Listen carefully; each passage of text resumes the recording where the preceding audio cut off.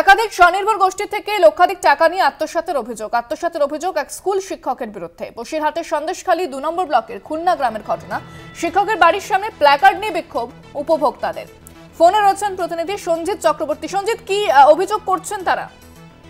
দেখো, যে অভিযোগটা হচ্ছে উত্তর ২৪ পরগনার যে সন্দেশখালী যে ২ নম্বর ব্লক রয়েছে, ব্লকে যে খুলনা গ্রাম পঞ্চায়েতের যে একাধিক যে গ্রামে যে স্বনির্ভর গোষ্ঠী অর্থাৎ মহিলারা যে স্বনির্ভর গোষ্ঠী, তাদের কাছ দিয়ে লক্ষ লক্ষ অতিরিক্ত প্রলোভন দেখে লক্ষ লক্ষ টাকা কিন্তু নিয়েছে।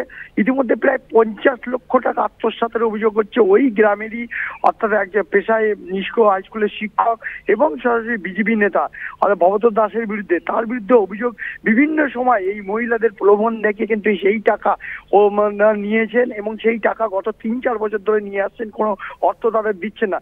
ইতিমধ্যে মহিলারা তারা সোচ্চার হয়েছেন। তারা বলেছেন গ্রাম যে ব্যাংক থেকে ঋণ নিয়ে এই স্বনির্ভর গোষ্ঠীগুলো চলে এবং এখানে সাধারণ মানুষের যেখানে রুজি রোজগার রয়েছে, বিভিন্ন আমাদের কর্মজীবন রয়েছে, সেই অর্থ তিনি আটকে রেখে দিয়েছেন।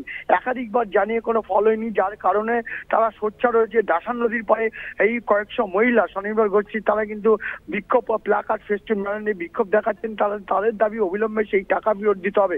ইতিমধ্যে পঞ্চায়েতের দ্বারস্থ হয়েছেন, পাশাপাশি সন্দেশখালী থানায় ওই ভবতোষ দাসের বিরুদ্ধে অভিযোগ দায়ের করেছেন। তার বাড়িতে কিন্তু গেলে তার বাড়ির পরিবারকে কাউকে পাওয়া যায়নি। ইতিমধ্যে এই ভবতোষ দাসের কিন্তু স্ত্রী দোলন দাস কিন্তু ওই সন্দেশখালী ২ নম্বর ব্লকের পঞ্চায়েত সমিতির অর্থাৎ তৃণমূলের সদস্য। পাশাপাশি কিন্তু এই ভবতোষ কিন্তু বিশেষ করে সন্দেশখালী আন্দোলন অর্থাৎ ২০২৪-এর লোকসভা নির্বাচনে তুমি দেখো যেভাবে আন্দোলন হয়েছিল, সে প্রতিবাদী রেখা পাত্র সহ একাধিক নেতৃত্বের সঙ্গে আন্দোলনে সোচ্চার হয়েছিলেন।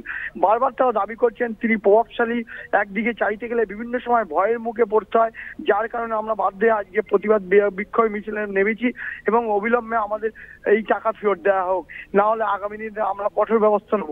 পাশাপাশি ভবতোষ দাসের কিন্তু খুলনা বাজারে কিন্তু একটি দোকান রয়েছে, শতাধিক ব্যবসায়ী রয়েছে। ব্যবসায়ীর সম্পাদকরা জানাচ্ছে এইগুলো বিষয়টা আমরা জানি, এই অবিলম্বে টাকা যদি তাদের ফেরত না দেয় উপভোক্তাদের, তাহলে আমরা কিন্তু তার বিরুদ্ধে কিন্তু দৃষ্টান্তমূলক ব্যবস্থা নেওয়ার আর্জি জানিয়েছেন।